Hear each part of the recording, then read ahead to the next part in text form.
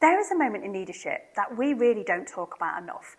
Now, I'm not talking about the moment that someone gets promoted. I'm not talking about the moment that they land the bigger role. I'm not even talking about the moment that they take on more responsibility. I'm talking about the moment they realise that the job they stepped into is way bigger than the system they inherited. That is usually when people find me. Now, most of the leaders I work with, they are not struggling because they are incapable. Far from it. They are often the strongest, most trusted, most technically brilliant people in the room.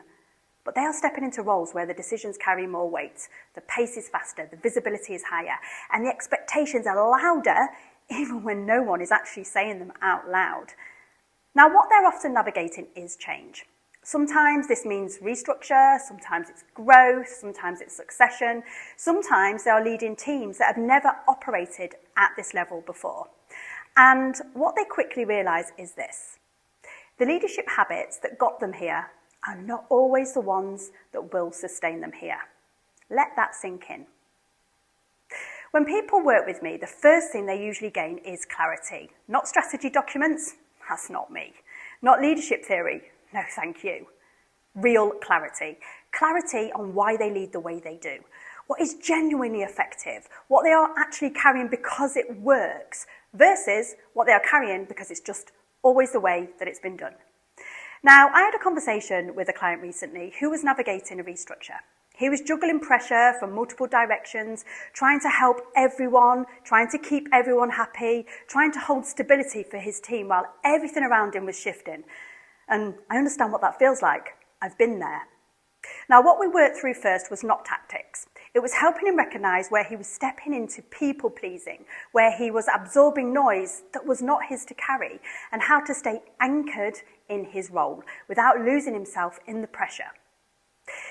That is a big part of what changes when people work with me. They stop leading reactively and they start leading intentionally. And another thing that clients often gain is focus. Now, senior leadership, it is noisy. There are opinions everywhere. Everyone needs something. Everything feels urgent. So what I do is I help leaders separate signal from noise. We look at how decisions are made, how energy is spent, where they are over-functioning inside systems that are not designed properly. Because here is my core belief. Most leaders, they are not struggling. They are not burning out because they are weak.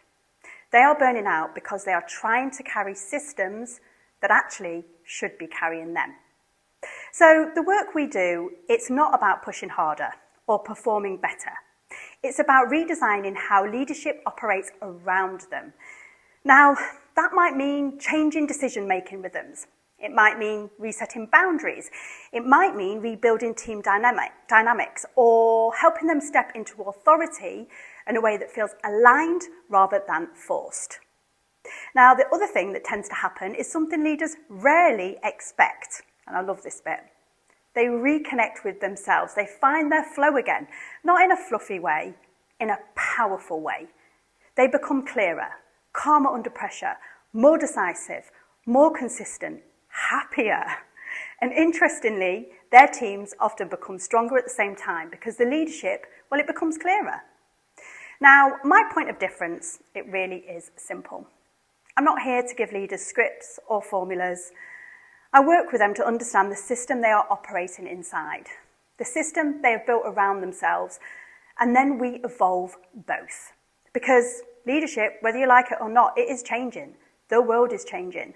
The pace of change in business, in people, in expectations, in culture, it is accelerating whether organisations are ready or not. The leaders who thrive are not the ones who push harder. They are the ones who learn how to lead differently. So, if you're at a transition point in your leadership, whether that is stepping into a bigger role, navigating change, or simply feeling like the way you have always led is no longer enough, that is usually where this work begins. Not with fixing you, with evolving the way leadership works around you.